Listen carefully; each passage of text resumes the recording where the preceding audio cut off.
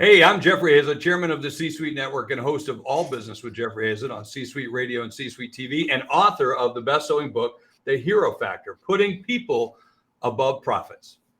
Great to be here. And Jeffrey, what's the best or the worst advice you ever got?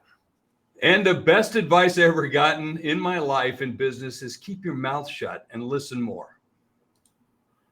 That's the best advice? You got that advice, Jeff? I can't imagine you keeping your mouth shut, dude. You're the most outspoken guy I know. How's that work? You know, I like to speak out on most things, but I've always found that when you listen, one of the biggest things I've learned over time is I'm not aware of what I'm not aware of. And so many times, if you just listen and you'll hear everything play itself out in front of you in terms of when you're in a C-suite of a Fortune 100 company or a 10 company or a brand new start out, because our biggest thing that we have to do in business every day is not be the smartest person in the room, but be the most strategic person. At least that's the job of a C-suite executive. And so I've learned a long time ago is just to sit there and listen, and you'll watch the cards play out pretty quickly. Ooh, so most strategic instead of most smart. So tell me about that, Jeffrey. How does that help? How does strategy? I'm not the smartest guy. Oh, same, dude, right? Yeah, surround yourself with great people, but talk to me about strategy. Yeah, well, strategy, I think, is what we're hired for. I think that's what we get paid the most for. I think that's where the greatest value is. And if you're a leader of your business, I think that's where you have to concentrate is, what problem are we solving and what's the best way for us to get there, and to be thinking about those chess moves far enough in advance to watch them play out. And so, or to, strategically place your players in places to make that play out. And I think that's our job. And so you can't always, you can do that a little bit from the front, but you can't always do that from the front. Sometimes you do have to sit in that office and do the right things. I live every single day by a simple mantra that was also taught to me was automate, delegate, eliminate, in terms of my day every day. Because I like the doing of things. But if you're in that strategic role, if you're in that C-suite role, sometimes you can't be getting your hands dirty the way you'd like to do and on everything. So you got to get your hands dirty on the strategy in terms of making sure that you're, bulldozing the path for everybody else to get there faster and taking out those obstacles. Awesome. Well, that sounds like a darn good leader to me. So with that, was that the impetus for the Hero Factor, or what was kind of the genesis behind that? Well, I got to tell you, so a number of years ago, I had my own show on Bloomberg. It was a primetime television show called The C-Suite. And during that time period, I had somebody who was calling me all the time. His name was Rob Ryan. So Rob Ryan is a billionaire. He sold his company for $24.6 billion back in 1996, Ascent Communications, to a company called, Lucent Technologies. And so when he sold that company, he decided to set aside a percentage of the company for all of his employees, making the greatest number of millionaires ever created in one day. It's amazing. And all these people would come up to him and say, hey, you're my hero. You're my hero. And he didn't feel like a hero. He just was a guy who was trying to do his right thing. And, it wasn't in the agreement, didn't have to set that money aside. He just thought it was the right thing to do.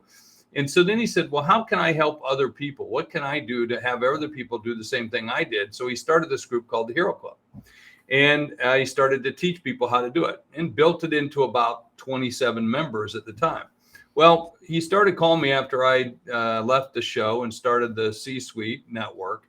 And I was still doing the Bloomberg show at that time, still, helping them and doing a few gigs here and there. And I was covering the Rocky Mountain Economic Summit. I just finished up, and this Rob Ryan had been calling me. And so here I was on stage. I stepped off stage, took my earpiece out, and I see him coming for me. And I think, oh my gosh, here he's coming. And I thought I've been ignoring his calls because I thought he was asking me for a contribution for like one of the politicians, because he was known to do that too. And so when he got this about this far from my face, and then he stuck a finger in my chest and said, give me $1. And I'm thinking, what the hell does a billionaire need $1 for?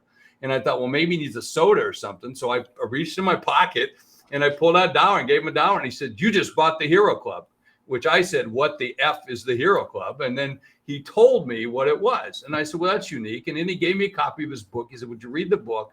And would you consider taking it over?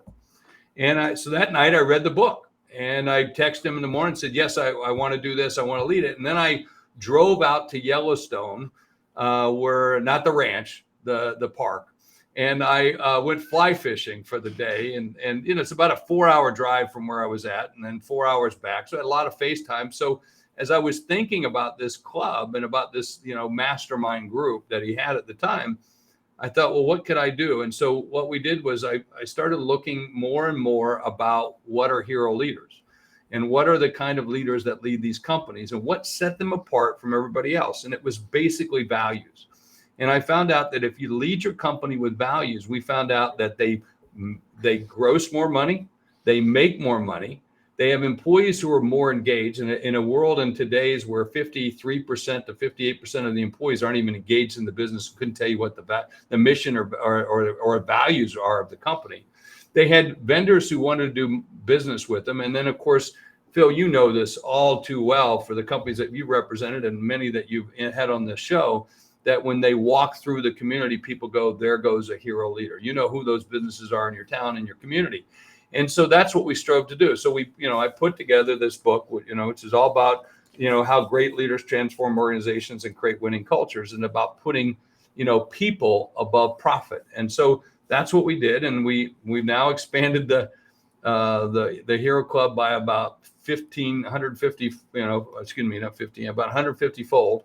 So, and it's become a fast growing group and one of our biggest groups in the C-Suite network. And we get together on a regular basis, monthly basis, and CEOs help other CEOs solve problems. They give each other counsel, not advice. Advice is given by people who've never done it before. Counsel is given by people who have been there. And that's what it's about. It's a place where, the CEOs can come, take off the armor that you have sometimes, that little facade that you have to have, or that steel outer shell that you have to have, and really, get real and have real great conversations about scaling their businesses. Wow.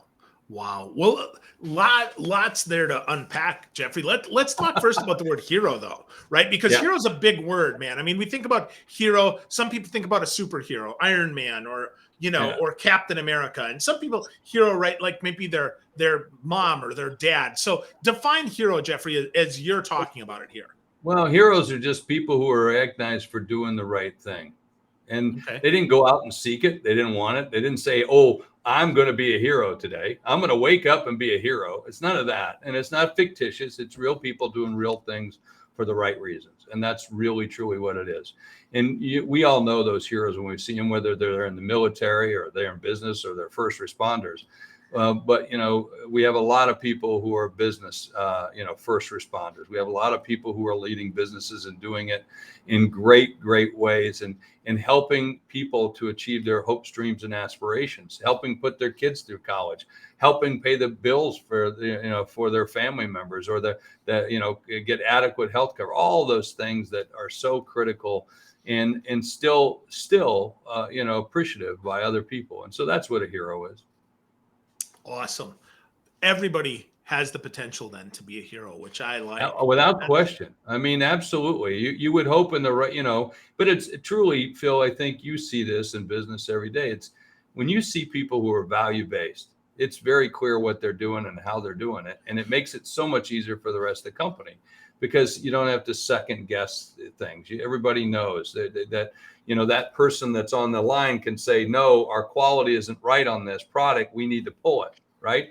You don't need to send it out to somebody, have a customer send it back. You can make those key decisions. And so that's really what it's about. It's a value-based, and there's different kinds of, I described this on, I think it's page 12. I'm going to look it up to make sure, but I'm sure it's page 12. Yep, that's exactly what it is.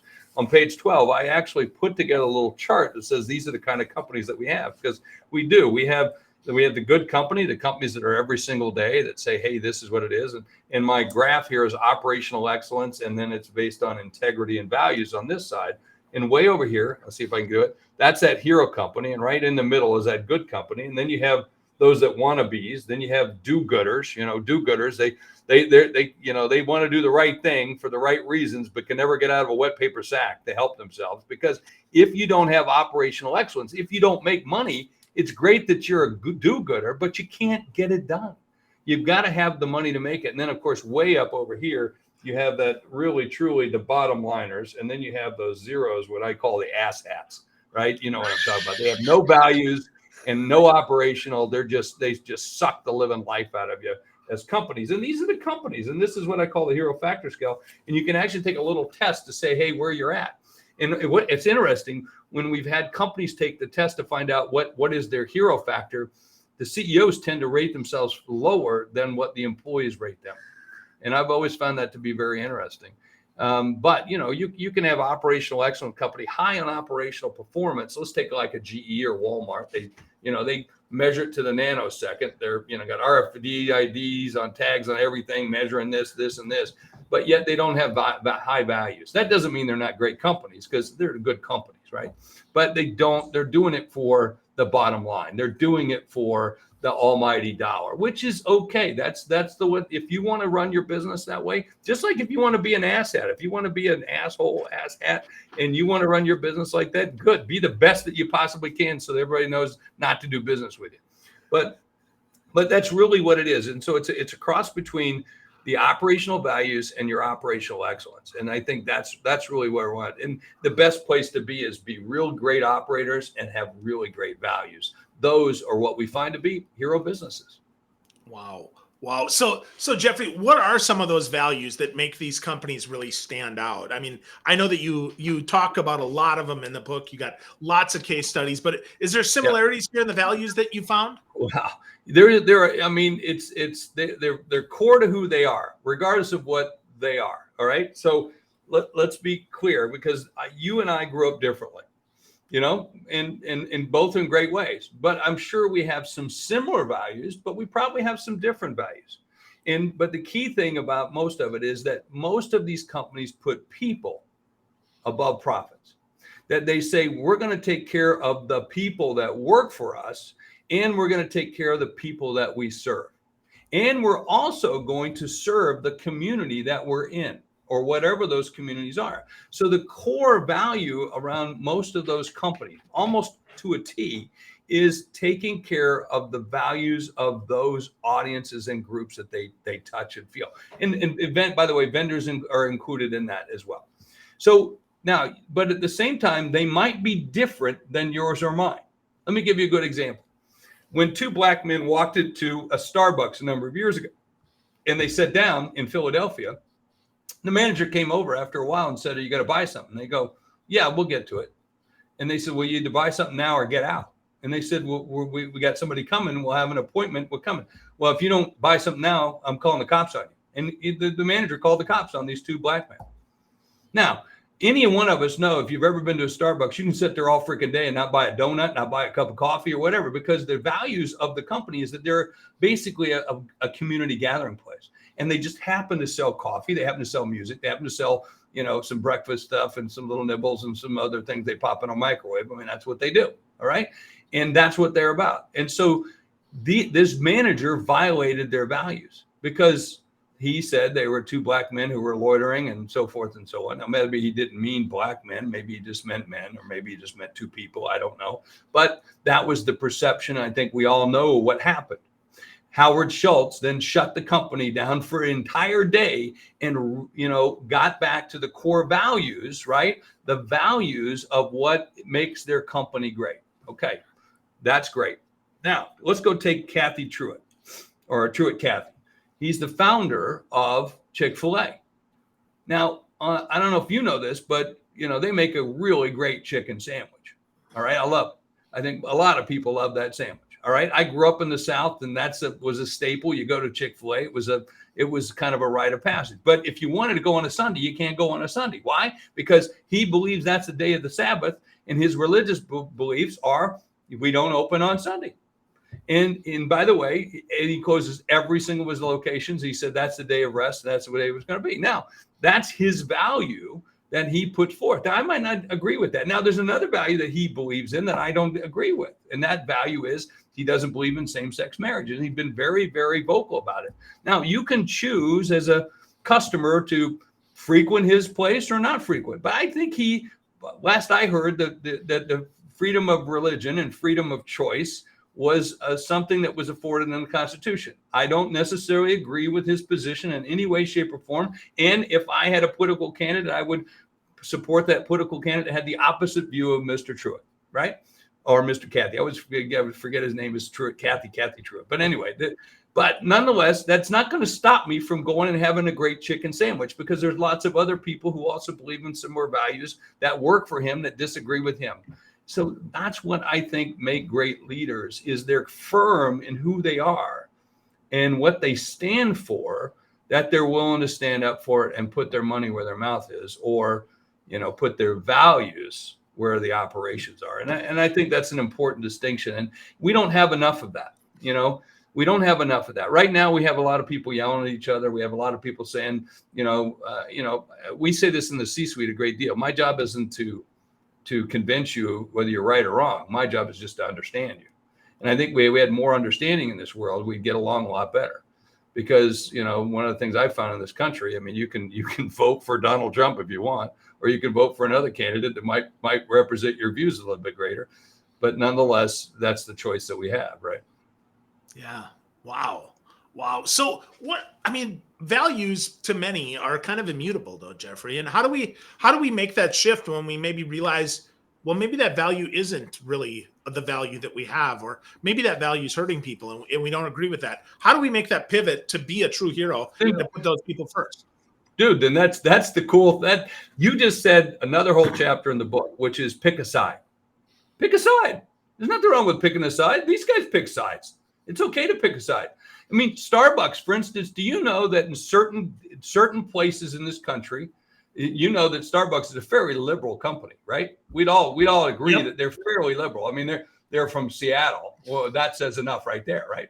Just, I'm having fun with anybody from Seattle that's watching or listening right now. But do you know that in certain places you can walk in with a gun visibly strapped to your body in a Starbucks?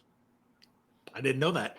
Yes, because in some states you're allowed to do that. Now, whether or not you believe in that or not, the Howard Schultz and that company has said whatever the law says. We might disagree with it. And I do know that in some communities they have a national gun day or something, and people will march down the street carrying AR-15s and SKs and all this other type of assault weapons, because they're allowed to do that. And you know where they go? They go into a Starbucks.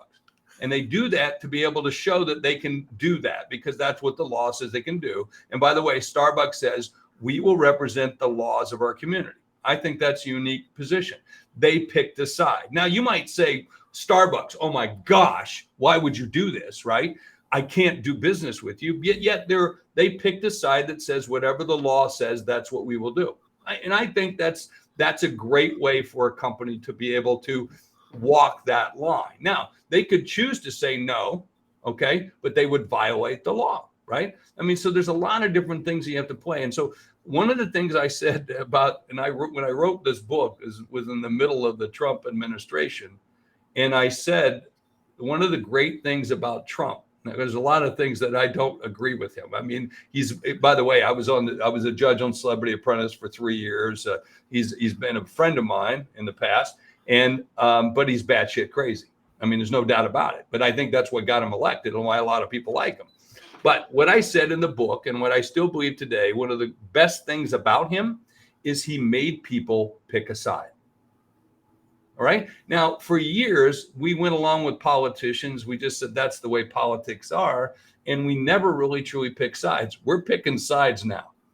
And our interaction of living in our values has led us to that position and to the election of Donald Trump.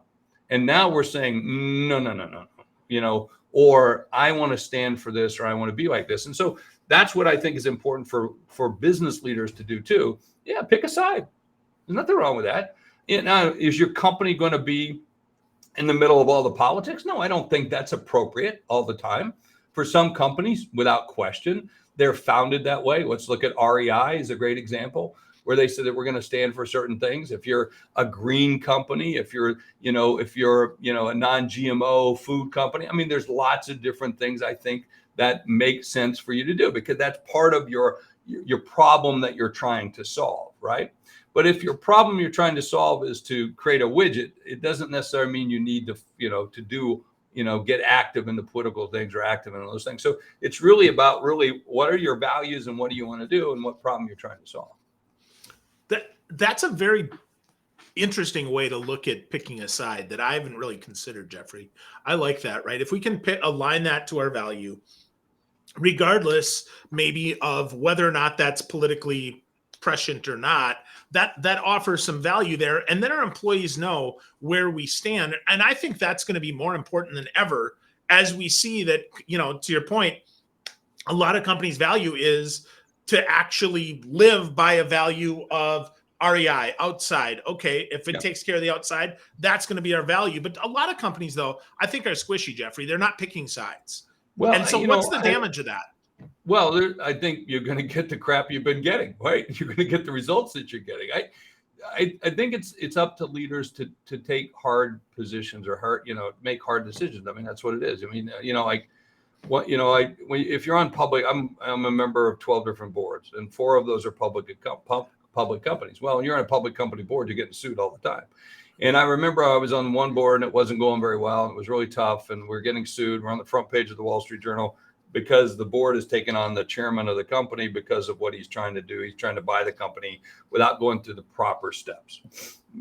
I won't say steal the company, but he was going to get it at a greatly reduced price. And we didn't think that was the fair thing to do for the shareholders. So 3 of the 5 board members said, no, we're not doing that. And so as a result, we suspended our pay, did all this, and I'm losing my entire investment because the stock is plummeting. I'm getting sued by the shareholders who I'm trying to protect. I'm getting sued by the chairman that we're trying to stop, right? And then it's costing me in all kinds of meetings, money, and everything else. I'm on vacation in Ireland, and I'm up at 3:00 in the morning on the frickin' phone, So whatever we have to do, because that's what you do. And my wife said, "Why are you doing it?" I said, "Well, it's what good people do."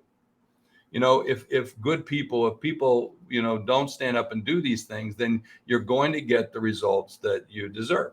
And so I think it's important for us to kind of think through that when you're doing it. I mean, I'll give you a good example. I'm on a board for a new Hispanic media company. Now everybody looks at me and says, "Jeff, you're not Hispanic." No, but I'm a great marketer. I know this business. I know the podcast. I know the TV business really well. And by the way, I'm the only Democrat, non-Republican on the entire board of directors who's not to the far right. Okay. I'm a conservative Democrat. I'm what they would call a blue dog Democrat without question. Most people think I'm a Republican, but my politics were from way back. We're from West Virginia and working for Senator George McGovern and then Tom Daschle. So these are my roots, a populist. I'm more of a populist for those that know what that means from way back of that conservative, but yet populist, agrarian kind of thing. So anyway, I'm on this board and people are like appalled. Why? I said, well, if you look at Hispanics, which is one of the largest populations in the United States, soon to be the majority population in the United States, they're underserved. And if you look at how they're served, most of them are seen as Latino, and you call most Latinx. If they're being called Latinx. If you go up to most Latinos and call them Latinx, they'll punch you in the mouth. So because that's just not it's a white man's term that's made up for Hispanics. So, and if you look at their political spectrum, it's not over here to the left, it's way over here to the right. It's to the right of center. And yet their views haven't been known. Well, I'm a great marketer and I hopefully a fairly good business person. I see a marketplace. So when they said yes, and I also believe that everybody has a right to a voice. And if you don't give people a right to the voice, then it collapses the system or people are taken advantage of. And I really have a hard time with that. So you will see me fight for the left. You'll see me fight for the right. You'll see me fight for everyone, but based on a set of clear values of what I believe in, like First Amendment, Second Amendment, Third Amendment. Most people would find it's interesting that I would be liberal on this, but conservative way over here on that, So, I think we need more of that, in business today, and I think mostly it's about just need to be better read, better educated, better and more tolerant, in terms of how we take care of people. Wow. That's a lot there. So Jeffrey, if we want to get started being more of a hero leader, you talk about, people over profits, and people include work, who we serve, all the vendors that we work with, all of that. But let's say I'm in an organization that maybe isn't a hero organization, but I want to be a hero leader. Obviously, I could quit, go somewhere else. But how do I start that movement inside of my organization if I don't already have that? I think getting aligned with the leadership of the company and what our values. Every company has values. They know what they are. And I mean, listen, I bought and sold hundreds of companies, 25 billion in transactions. I get it. And all of them have a mission vision statement of some kind. And then most companies will then say, well, here are our values. So the key is to focus around that.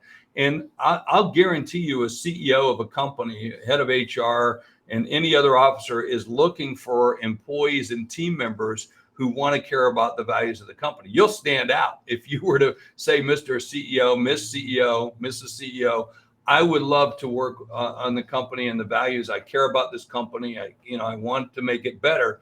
You would be like a poster child, because that just doesn't happen all the time. So it does happen. And when it does, then those people will skyrocket, be seen as real champions, and you could really help the business. So that's where you first start. You could reach right there, or you could quit and start your own and focus one that's on values, or, I think we're getting a great alignment today. I think a lot of what we're seeing with the employees today, we're saying, I'm done with that.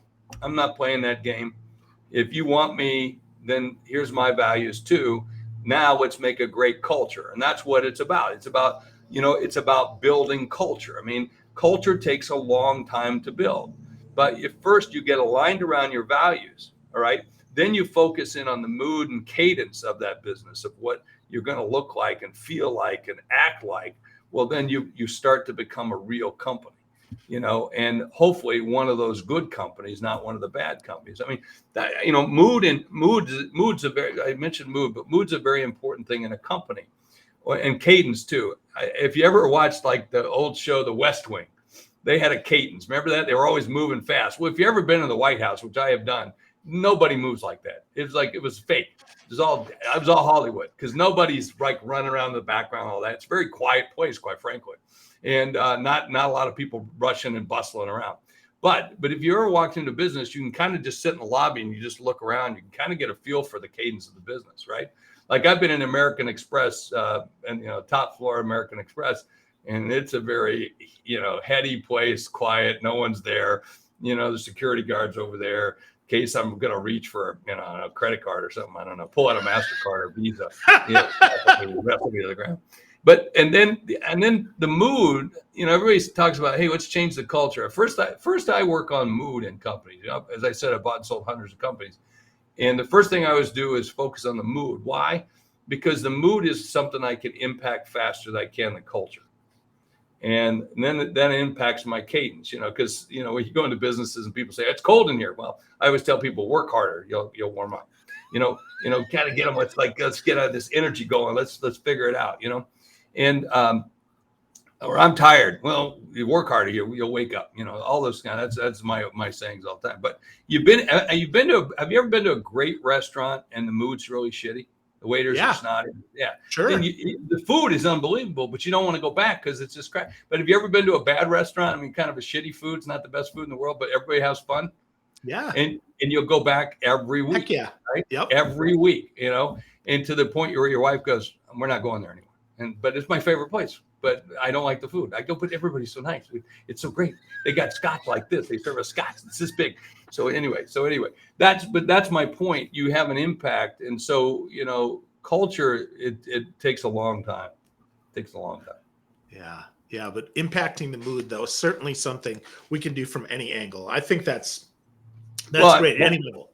Yeah, back when I was at Kodak, people used to come to me and say, Jeff, make us like we used to be. And I said, well, I don't look like I used to be. I don't look like I looked like when I was 20. I look better today than I did when I was 20. And then someone said, why would you say something like that? It's because I do. You have to have that attitude. You have to have that feeling, right? If I try to make you like I said, I can't make you cool when you dress like Elmer Fudd. Okay, you just can't. So, a brand is nothing but a promise delivered, and we're going to deliver a promise. What's our brand promise? What's our, what are we promising to people? And so if you look like Elmer Fudd, you'll be Elmer Fudd. And so, you don't go look like we used to be. Don't make us like we used to be. Don't go back, go forward. and make it better. And I think that's an important thing, that a great distinction that people need to make in their businesses. Absolutely. Well, great stuff, Jeffrey. The book is The Hero Factor. Lots of great stuff inside there, Jeffrey. So with that, you mentioned a quiz, though. Where do we go? Where do we send people so that they can take the quiz and understand their hero stuff? Yeah, they just go right to Hayzlett.com, HAYZLETT.com. You can find the Hero Factor there, and the workbook's there. Everything's there. Awesome. So friends, go to Hayzlett.com, check it out, get a copy of The Hero Factor, and get to know Jeffrey Hayzlett. Or email me. Here's my email at Jeffrey.Hayzlett@cIphenSuiteNetwork.com. Email me. I'll send it to you. There you go. That's great too. So cool. Yeah. So if you're watching this, you'll see it's on the bottom of the screen there, Jeffrey.Hayzlett@c-suitenetwork.com, or go to Hayzlett.com. Check that out. Jeffrey, it is always fun to talk to you. Always insightful. Thanks for being a hero leader, man. I appreciate you. Thank you. And keep doing what you're doing. This has been a great podcast. You've always had great content. Thank you, Jeffrey. I appreciate you. Here we go.